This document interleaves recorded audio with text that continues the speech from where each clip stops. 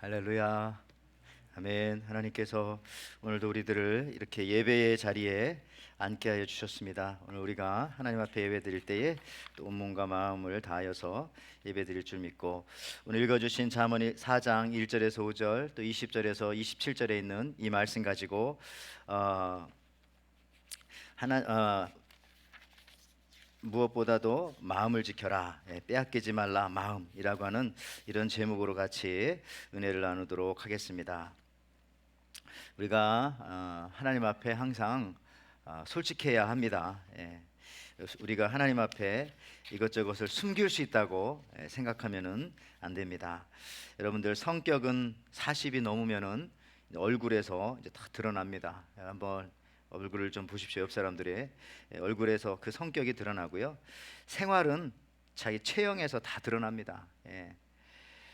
이 본심은 행동에서 순간순간, 특히 작은 행동에서 드러납니다. 또 감정은 어디서 드러날까요? 음성에서 그 사람의 감정이 드러납니다. 배려는 어디서 드러나느냐? 먹는 방법에서, 먹는 걸 보면 배려심이 있구나 없구나 알 수가 있습니다. 센스는 옷차림에서 드러납니다. 인간성은 약자를 대하는 태도에서 드러납니다. 자, 그렇다면 우리의 신앙의 건강 상태는 무엇으로 드러날까요? 바로 기쁨입니다. 정말 기쁨이 있는가 없는가, 기쁨이 사라졌다면 내 신앙에 병이 들었구나 생각할 수 있습니다. 그리고 이 기쁨은요, 근데 우리들의 마음속 깊은 곳에서부터 올라온다는 것입니다. 우리 옆 사람과 같이 한번 이렇게 한번 인사하겠습니다. 예수님 때문에 기쁘시군요. 한번 인사할까요? 우리 예수님 때문에 기쁘시군요. 기쁘다고 했는데도 인상 찌푸리면서 기쁘다고 하시는 분도 계시지만 그러지 마세요. 기쁜 얼굴로 해야 됩니다. 기쁘니까. 제 새벽 예배 때 말씀드렸지만은 그 벌과 나비라는 제목의 이연주 목사님의 시가 또 생각이 납니다. 보니까 이런 내용이에요. 벌도 나비도 같은 꿀을 먹고 사는데 어째서 벌한테는 침이 있고 나비한테는 그런 것이 없습니까? 벌한테는 지켜야 할 물건이 있고 나비한테는 그런 것이 없어서다. 그 물건이 무엇입니까? 그것은 쌓아둔 꿀이다. 제2연, 벌도 나비도 같은 꿀을 먹고 사는데 어째서 벌은 총알처럼 날고 나비는 술 취한 할멈처럼 춤을 추며 납니까? 벌한테는 지켜야 할 물건이 있고 나비한테는 그런 것이 없어서다.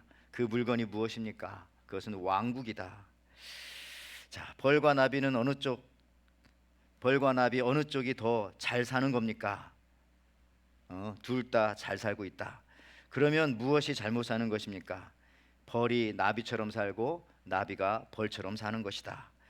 그렇게 살 수 있습니까? 벌과 나비는 그렇게 못해도 사람은 곧잘 그렇게 한단다.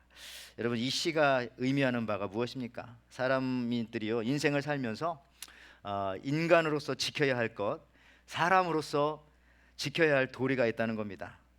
그 지켜야 할 것이 있어요. 그걸 지키지 않으면은 벌이 나비처럼 사는 거고 나비가 벌처럼 살아서 이것도 저것도 아니고 존재하지 않는 그 무엇이 된다는 것이죠. 여러분들, 사람도 그렇지만 우리 크리스천도 믿는 자로서 최소한 지켜야 할 것이 있습니다. 지켜야 할 것. 성도는 신앙을 지켜내야 됩니다. 여러분들처럼 신앙이 있기에 예배드리죠. 또 우리 미국 장로교회 목사는 저같이 설교와 성만찬을 지켜내야 합니다. 우리 예배 드리는데 다른 건 다 그만하고 설교 빼고 우리 찬양만 하다 갑시다. 그러면 제가 안 된다고 말해야 되겠죠. 예배는 항상 설교가 있어야 되니까. 장로님들은 봉사와 섬김을 지켜내야 합니다. 사람들을 다 봉사하게 하고 또 섬기게 그렇게 이제 이끌어 가시는 거죠. 교회는 뭘 지켜내야 합니까? 예배를 지켜내야 하는 겁니다. 예배 없는 교회는 존재하지 않죠. 선교가 무엇입니까? 예배 없는 곳에 예배가 있게 하는 것이 선교죠. 지켜야 할 것을 못 지켜내면은 모든 것이 의미 없는 것이 되어지고요. 그것은 곧이어 허물어지게 되어집니다. 그런데 이 모든 것을 지켜낼 때 가장 중요한 것이 무엇인가? 여러분, 무엇이겠습니까? 바로 우리의 마음입니다. 마음이 있으면 이 가장 중요한 것들을 지켜낼 수 있고요. 마음이 없으면, 마음이 떠나면 지켜낼 수 없는 겁니다. 마음이 얼마나 중요한지를 보여주는 여러분 소설 중에 빅토르 위구의 93년이라고 하는 소설이 있지 않습니까? 1793년 아마 프랑스 혁명을 배경 내지는 그 의미를 써가지고 소설 제목이 93년이에요. 뭐 여러 가지 내용이 있지만 그 중에 하나가 큰 배가 항해 도중에 폭풍을 만났는데 배 갑판에 수송용 큰 대포가 쇳덩이가 실려 있었던 겁니다. 대포를 묶어놓았던 사슬이 큰 풍파를 견디지 못해 끊어지니까 이 배 안에 갑판에 있던 대포가 배가 흔들릴 때마다 여기저기 왔다 갔다 하면서 배에 여기저기를 막 치고 돌아다니며 그 나무 배를 다 무너뜨리고 부서뜨리고 있는 것이죠. 무슨 비유입니까? 빅토르 위고의 이 비유는 인간을 파괴하는 가장 무서운 적은 바깥에서 오는 풍파가 아니라 바로 배 안에 있는 대포와 같은 것, 즉 우리의 마음이 잘 관리되지 않아 가지고 속에서 분노하고 화내고 그것을 컨트롤하지 못하고 뭐 이런 것들 때문에 열등감, 시기심, 이기심, 이런 것들 때문에 우리 인생의 배가 가라앉지, 바깥에서 불어오는 바람에 의해서 가라앉는 인생의 배는 하나도 없다는 겁니다. 특별히 우리가 크리스찬이라면 더욱더 그렇겠죠. 그래서 오늘 말씀처럼 무릇 지킬 만한 것보다 마음을 지키는 것, 이것이 가장 중요합니다. 여러분, 그래서 마음이 흔들리면 인생 전체가 파선하게 되는 겁니다. 우리가 어린 시절부터 듣던 말 중에 호랑이에게 잡혀가도 정신만 차리면 살 수 있다라는 말이 있습니다. 즉 이건 무슨 얘기죠? 마음이 흔들리지 않으면 어떠한 상황에서도 다 살아날 길이 있고 그게 다 보인다는 것이죠. 그러나 반대로 마음이 흔들리면요, 아무것도 할 수 없다는 겁니다. 어느 냉동 식품을 배달하는 회사가 있었어요. 한 번은 한 직원이 냉동차 안에 갇히게 되었습니다. 이 안에 갇힌 직원은 그 안에서 그만 하룻밤을 보내게 됩니다. 아침에 출근한 사람들이 냉동차 문을 열었을 때 그 안에 갇혀있던 직원이 동사한 상태로 죽어 있었던 거예요. 냉동차 벽에는 자신이 냉동차에서 얼어 죽어가면서 쓴 그런 글들이 보이기 시작합니다. 봤더니 이런 글들이 적혀 있어요. 몸이 얼어간다. 손가락이 더 이상 움직이지 않는다. 더 이상 글을 쓸 수 없을 것 같다. 이제는 호흡조차 하기 어려울 정도로 몸의 체온을 나는 유지할 수 없다. 뭐 이렇게 등등 기록이 적혀 있는 거예요. 근데 놀라운 사실 또 하나 있잖아요. 이 직원이 냉동차 안에 얼어 죽은 그 냉동차는 이미 일주일 전부터 냉동고가 고장나 있었던 그런 차라는 겁니다. 무슨 얘기입니까? 여러분, 마음을 잃어버리면 다른 것 다 잃어버리게 된다는 거지요. 오늘 그래서 잠언 4장 23절 말씀에 모든 지킬 만한 것 중에 더욱 내 마음을 지키라. 생명의 근원이 이에서 남이니라. 우리 성도님들도 우리의 아이들도요, 요 마음을 지키는 훈련, 이것을 해야 됩니다. 여러분, 우리의 마음은 어떤 곳이에요? 하나님을 모시는 곳입니다. 그래서 우리 찬양에도 주 예수 내 마음에 들어와 계신 후 변하여 새 사람 되고 할 때 예수님이 어디 들어온다고요? 내 마음에, 뭐 내 손에, 내 발에, 내 머리에 들어오는 게 아니라 내 마음에 들어와 계신 후 변하여 새 사람 되고. 예수님, 하나님이 거하시는 곳이 바로 우리의 마음이에요. 그러므로 우리 인간이 가진 모든 신체 기관 중에 눈에 보이진 않지만은 가장 중요한 기관이 바로 이 마음입니다. 여러분, 동물들은 본능은 있지만은 감정이 있을 수 있어요. 그렇지만 동물들은 마음은 없습니다. 마음하고 감정은 다른 거잖아요. 마음이 상했다는 것과 감정이 상했다는 건 달라요. 화가 난다고 뭐 속상하다고 마음이 안 상할 수도 있어요. 여러분들, 작년 2021년 12월에 우리 살아있는 문어 있죠?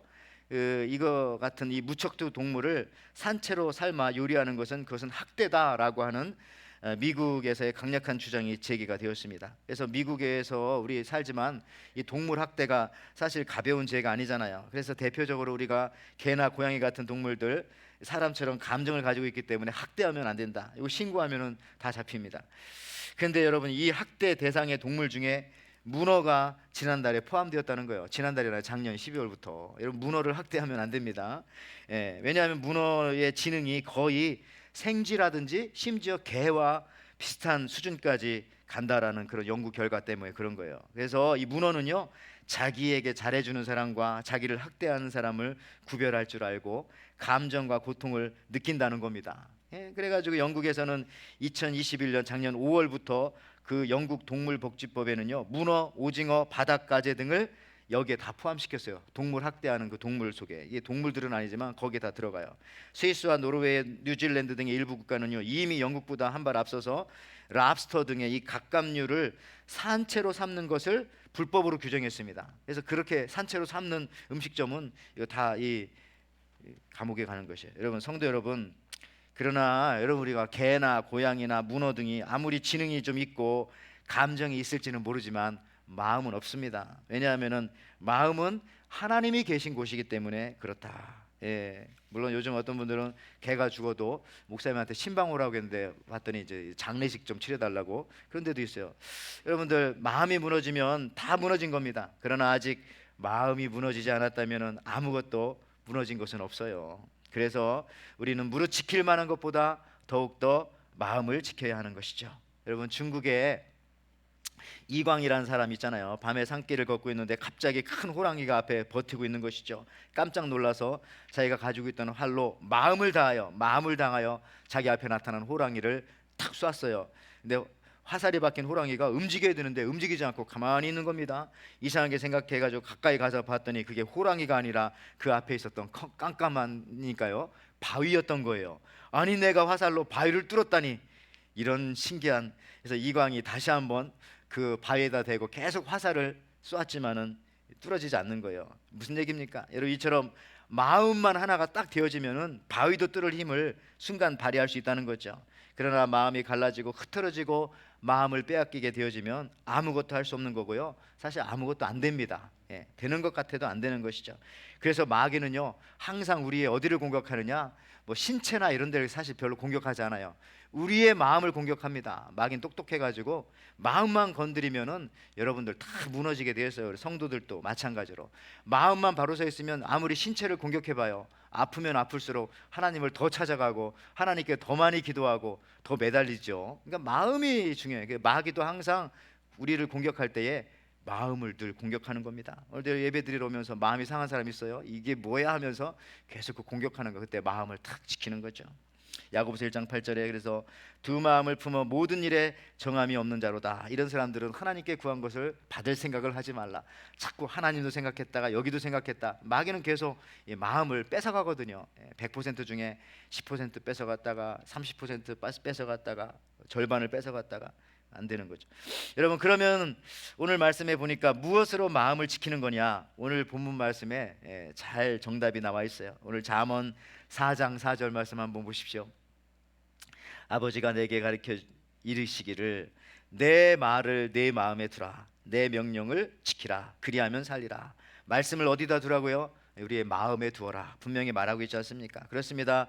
말씀을, 우리의 마음을 지키는 가장 중요한, 가장 좋은 방법은 말씀을 우리 마음속에 두는 겁니다. 그래서 말씀을 듣고 묵상하고 암기하고 그 말씀을 실천할 때에 그 말씀은 어느덧 우리 마음속에 거하게 되는 것이죠. 그 말씀이 우리의 마음을 지키는 겁니다. 우리 마음을 어떻게 지키겠어요? 보이지도 않는데, 어디 있는지도 모르겠는데, 내 안에 있긴 있는데 뭘로 지켜요? 하나님의 말씀으로 지킬 수밖에 없다. 여러분, 깜깜한 밤에 어떤 사람이 길을 가다가 돌뿌리에 걸려서 넘어져요. 여러분들도 어린 시절 돌뿌리에 걸려 넘어져 보신 적 있죠? 한국에 이 비포장도로 이럴 때 많았을 때 말이죠. 근데 여러분, 사실은 돌뿌리가 거기 있어서 우리가 넘어지는 것이 아니라 무엇 때문에 넘어지는 거예요? 깜깜한 밤에 빛이 없으니까 넘어지는 겁니다. 빛이 있었다면은 돌뿌리가 있어도 안 넘어져요. 왜? 피해가면 되니까.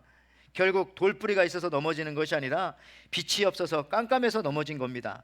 그렇다면 우리 인생에서 빛은 무엇입니까? 바로 이 하나님의 말씀. 시편 119편 105절 말씀에도 주의 말씀은 내 발의 등이요 내 길의 빛이니이다. 그래서 하나님의 말씀, 즉 빛 대신 말씀만 있으면 우리가 넘어지지 않는다니까요. 있어도 돌뿌리가 그 피해갈 수 있습니다. 피해갈 수 있어요. 돌뿌리 같은 어떤 그 김권사님의 험한 말을 피할 수가 있어요. 그 박장로님의 돌뿌리 같은 눈빛과 태도에 걸려서 넘어지지 않습니다. 그 돌뿌리 같은 최 집사님의 거짓된 모습에도 절대 걸려 넘어지지 않는 것이에요. 왜? 빛이 있으니까 피해가면 되는 거죠. 근데 빛이 없으니까 맨날 거기에 그냥 걸려 넘어지는 거예요. 조그만 돌뿌리에도 자기만 다치죠. 뭐 돌뿌리야 뭐.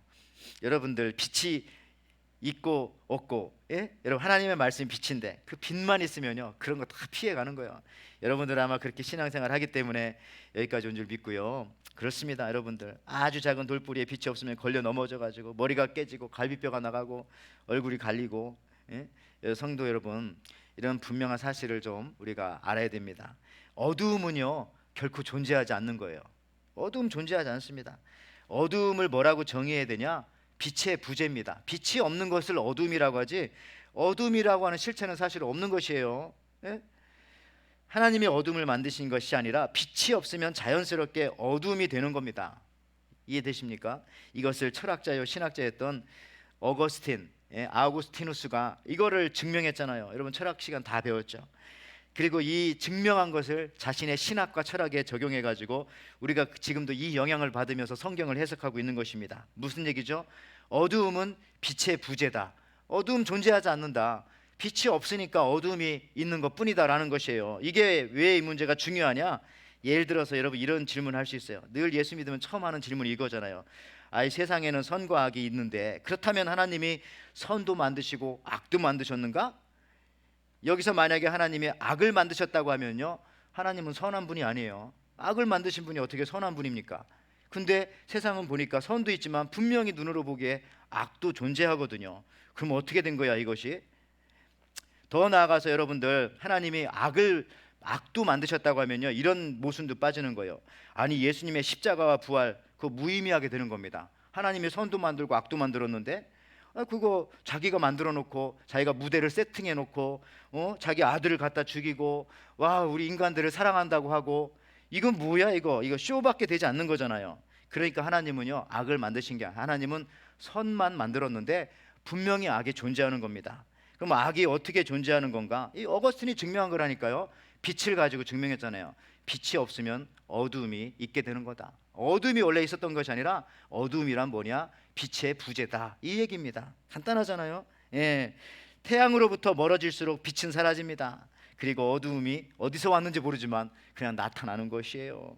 이와 마찬가지로 하나님이 악을 만들진 않았지만 하나님과 멀어지면서부터 선은 사라지고 그냥 어두움이 밀려온다는 거예요. 악이 뭐예요? 하나님과 멀어지면 그게 악입니다. 선이 뭐 하나님과 가까워지면 그게 선이라는 거예요. 빛의 부재가 어둠을 가리키는 것과 마찬가지로 여러분들, 그래서 하나님을 떠난 모든 인간은 악할 수밖에 없어요. 무엇을 하더라도 그냥 선한 행동을 하는 척하는 것뿐이죠.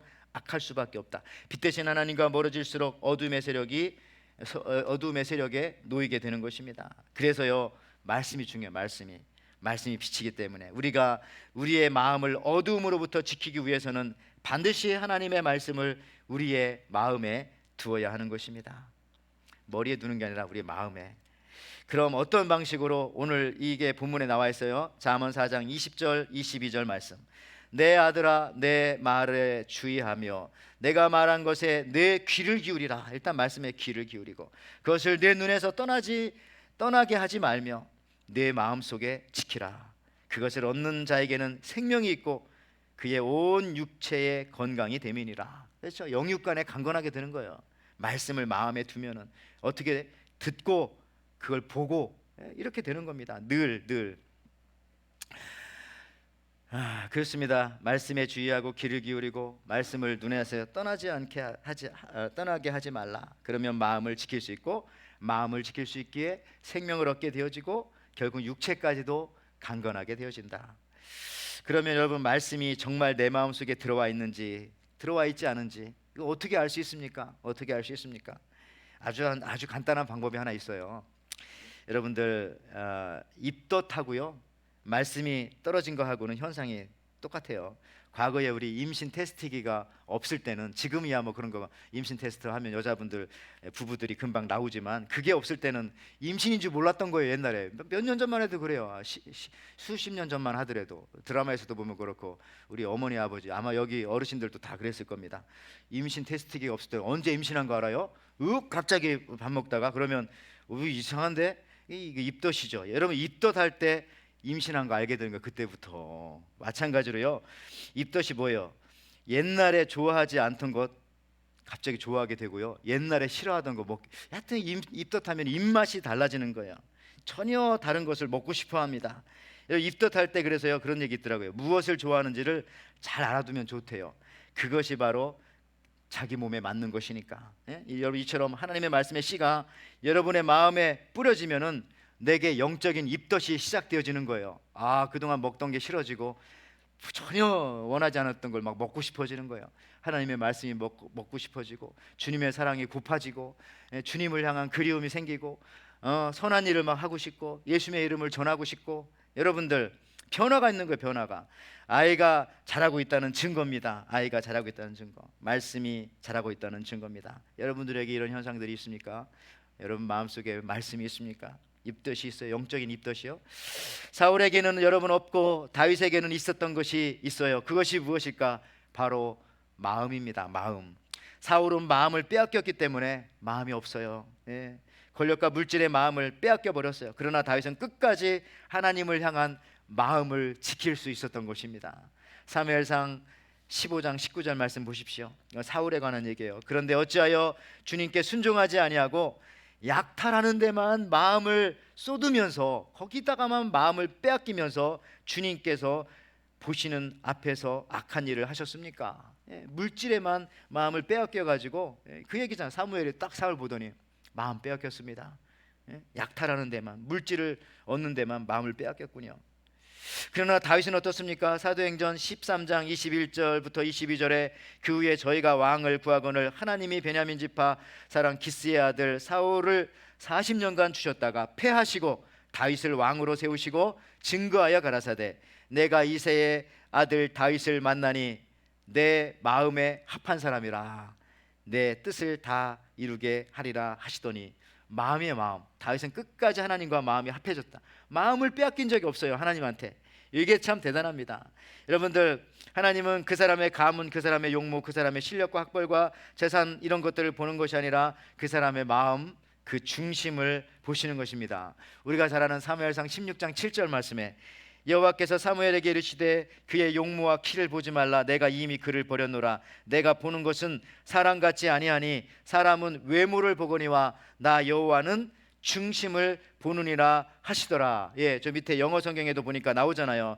But the Lord looks at the heart. 예, 하나님께서는 heart, 마음을 보신다는 거예요. 중심이라는 것이 heart, 마음으로 번역이 되어져 있습니다. 하나님 마음을 보십니다. 지금도 여러분의 어느 곳을 보실까요? 여러분의 마음을. 하나님의 말씀이 여러분의 어디로 들어갈까요? 머릿속에만 들어가면 안 됩니다. 여러분의 마음속으로 들어가고 그것이 여러분을 여러분을 지키는 거예요. 마음이 지켜지면 다 지켜지는 거거든요. 여러분 그런 질문합니다. 아니 목사님, 다윗은 어떻게 그런 상황과 그런 조건 속에서도 찬양할 수 있었을까요? 근데 여러분 이런 질문은 원래부터 틀린 질문이라고 하더라고요. 여러분 이런 질문 자체가 틀린 질문. 왜냐하면 다윗은요 상황과 처지가 그의 기준이 된 적이 한 번도 없기 때문에. 그렇기 때문에 아유 목사님 어떻게 다윗은 그런 상황과 그런 처지에서도 하나님을 찬송할 수 있었을까요? 그 질문 자체가 틀리다니까요. 다윗은 상황과 처지가 그의 삶의 기준이 된 적이 단 한 번도 없었기 때문에. 그래서요 시편을 보면 그렇잖아요. 다윗은 왕이 되기 전에도 하나님을 찬송했고 왕이 된 다음에도 하나님을 찬송했고 쫓길 때에도 하나님을 찬송했고 사울에게도 압살롬에게도 쫓길 때에도 찬송했고 평안할 때도 찬송했고 야, 이 다윗은 상황과 이 처지를 중요하게 생각하지 않았구나. 이게 바로 마음을 빼앗기지 않은 다윗의 모습이라는 것입니다. 환경과 처지가 그의 기준이 아니었던 것입니다. 여러분 쉽게 말해가지고 어린아이가 주가가 떨어졌다고 막 울어요. 뉴스 보더니 어린아이가 막 물가가 상승했다고 막 두려워하고 막 고통스러워 머리를 짭니까? 예, 어린아이가 막 누가 우리나라의 대통령이 됐다고 막 울고 그래요? 전혀 그런 거 없습니다. 어린아이의 기준은 오직 하나, 엄마입니다. 엄마가 있으면 웃고 엄마가 없으면 우는 거예요. 왜 안 오지? 하면서. 다른 무엇보다도 여러분들 언제나 우리도 마찬가지예요. 우리 하나님 믿는 사람들이 기준이 하나님이 되어야지, 하나님이 있어야지 이 상황과 처지에 의해서 우리가 흔들립니까? 다윗도 마찬가지로 그 기준이 상황과 처지가 아니라 하나님이셨던 겁니다. 그래서 다윗은 마음을 빼앗길 이유가 없었어요. 빼앗길 이유가 오직 그 마음이 하나님께 합한 자였기 때문에. 하나님과 합한 자. 하나님 이리로 가면 여기로, 하나님 저리 가면 저리로 따라가요. 마음이 항상. 어린아이가 엄마에게 온 마음을 주듯이 다윗은 온 마음을 하나님께 드렸기 때문에. 오늘도 여러분 예배 드리러 들어오시면서 아 예배당이 이거 뭐 분위기가 이게 아니라 여기 하나님이 계신가, 하나님이 계실 거야. 오늘 예배 드리면서 오늘도 예배 가운데 하나님이 계시구나, 이걸 느껴야 되는 거예요. 이것을 뭐 중요하고 뭐 불이 꺼지고 켜지고 뭐 이런 거가 중요한 게 아니라 여러분들 그렇지 않습니까? 이것이 마음 지킴입니까? 지킴입니다. 우리가 하나님에게서 마음이 떠나는 순간 마음을 잃어버리는 거예요. 그때 평강은 사라지고 불안과 초조와 근심과 염려 얻은 그늘이 둘러싸이기 시작하는 것입니다. 또 한 가지는요 이런 것도 있어요. 마태복음 6장 19절과 21절에 예수님이 이런 말씀하셨어요. 너희를 위하여 보물을 땅에 쌓아두지 말라. 거기는 종과 동록이 해하며 도둑이 구멍을 뚫고 도둑질하느니라. 오직 너희를 위하여 보물을 하늘에 쌓아두라. 거기는 좀이나 동록이 해하지 못하며 도둑이 구멍을 뚫지도 못하고 도둑질도 못하느니라. 내 보물이 있는 그곳에 내 마음도 있느니라. 이제 마음을 찾다 보니까 이런 성경 구절이 나오는 거예요. 어디에 마음이 있다고요? 마음 찾기 어려우면 네 보물이 있는 곳에 너의 마음이 있다라는 얘기입니다. 마음 찾기 쉬운 방법이에요. 여러분이 보물이라고 생각하는 그곳에 여러분의 마음이 있는 거예요. 보물이 있는 곳에 너의 마음도 있다. 부정할 수 없습니다. 사람들은 마음이 없는 곳에 절대로 보물을 쓰지 않아요. 사람들은 마음이 없는 곳에 절대로 돈을 쓰지 않습니다. 그 생각하면 되겠죠. 예. 경제가 가장 솔직하잖아요. 어떻게 보면은. 그래서 경제학을 공부하는 사람들이 참 좋대요. 경제학도 공부할 수 있어야 된다고 하더라고요. 예수 믿는 사람들도 그게 가장 솔직하니까. 여러분들, 이건 제 말이 아니라 예수님 말씀인데요. 목사님, 제 마음이 어디 있는지 몰라요. 예, 당신이 생각하는 그 보물이라고 생각하는 그곳에 당신의 마음이 있습니다. 어떤 사람에게는 자식이 보물일 수도 있어요. 평생토록. 그럼 거기에 그 마음이 있는 거예요. 자식한테 뺏기면 안 되죠. 내 보물이 있는 그 자식을 하나님한테 맡기고 내 마음은 하나님께 드리면 하나님이 그 자식을 잘 키워주는 거예요. 어떤 이에게는 물질이 자기의 보물이 될 수 있고 명예가, 건강이 자기의 보물이 될 수 있어요. 여러분 생각하는 그 1순위, 거기에 여러분의 마음이 딱 걸려 있는 겁니다. 그래서 오늘 그 여러분의 1순위가 하나님이 되시기 바라고 하나님의 말씀이 되길 바랍니다. 그럼 마음이 하나님과 딱 합한 사람이 되는 거예요. 그러면 다윗과 같이 상황과 처지에 의해서 우리의 인생이 흔들리지 않는다는 겁니다. 여러분들, 셰익스피어가 이제 성경을 기초로 소설을 많이 썼죠.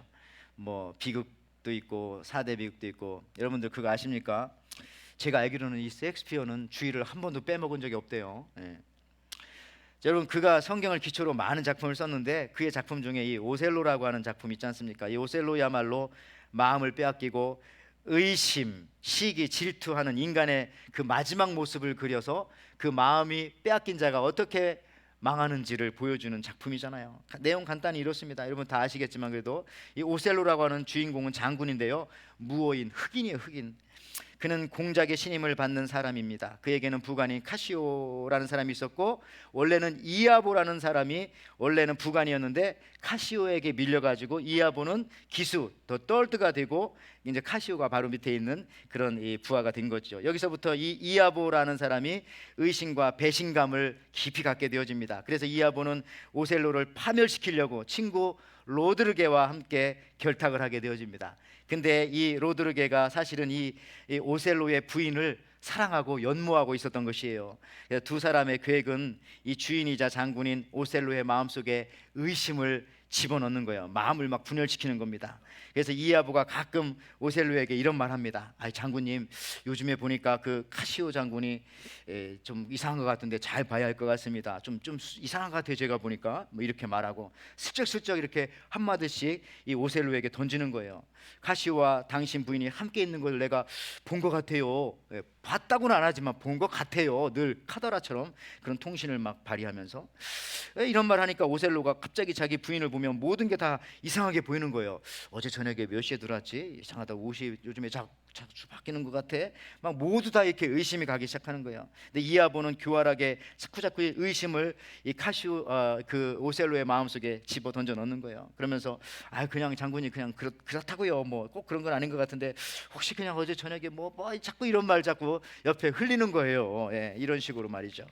하루는 오셀로가 이 카시오가요 자기 부인인 데스데모나와 방에 들어가는 것을 어떻게 우연히 보기도 합니다. 뭐 다른 것 때문에 같이 들어간 거죠. 옆에 다른 부관들도 있고. 그런데 한 번은 이 이아보의 아내가요 이 데스모나의 이 손수건을 카시오 방에다가 숨기기도 합니다. 결국 이런저런 의심 끝에 오셀로의 부인 이 데스모나를 오해 끝에 이 오셀로가 죽이게 되는 거예요. 결국 오셀로도 나중에 그것이 옳지 않았다라고 생각하면서 얘가 오해였다는 걸 깨닫고 자기도 스스로 목숨을 끊는 자살을 하게 되는 겁니다. 그래서 셰익스피어의 이 비극 중에서 가장 비극적인 작품이 바로 이 오셀로라고 하는 이 작품이에요. 등장인물 4명이 다 죽어요. 거기에 주인공들이.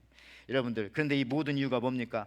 오셀로의 마음이 빼앗겼기 때문에 의심하게 되어지고 결국은 최고의 비극의 주인공이 되는 겁니다. 여러분, 에덴 동산에서 사탄도 똑같은 방법으로 하와를 그렇게 마음속에 의심을 집어넣어 가지고 그렇게 속여 마음을 훔쳐가잖아요.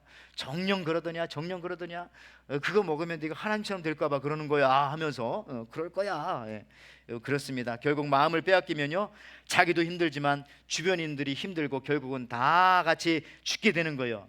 마음을 빼앗기면 여러분, 사람들이 더러워지는 거예요. 더러워진 마음이 있으면요, 온 공동체가 여러분 더러워지는 것입니다. 예, 형제 자매의 마음이 갈라지고 더러워질 때 같이 공동 책임을 우리가 져야 하는 거예요. 마음 빼앗긴 사람한테 그러면 안 된다고 가서 같이 기도해주고 사랑해주고 충고도 해주고 같이 함께 길을 걸어가야 되는 거예요. 그래서 이것도 여러분 새벽 예배 시간 말씀드렸지만은 어린 시절에 가면은 찬장에 국그릇이 이렇게 차곡차곡 설거지한 그릇이 쌓여 있잖아요. 그걸 보면은 그때 우리가 보는 신기한 현상 하나 볼 수 있어요. 한쪽 그릇의 겉이 다른 쪽 그릇의 안과 항상 이렇게 맞닿아 있다는 거예요. 그릇을 차곡차곡 쌓아놓으면 무슨 얘기입니까? 예, 남의 겉이 나의 속과 다 있다는 거예요. 우리가 같은 공동체라면 또 나의 속이 남의 겉과 다 있다는 거예요.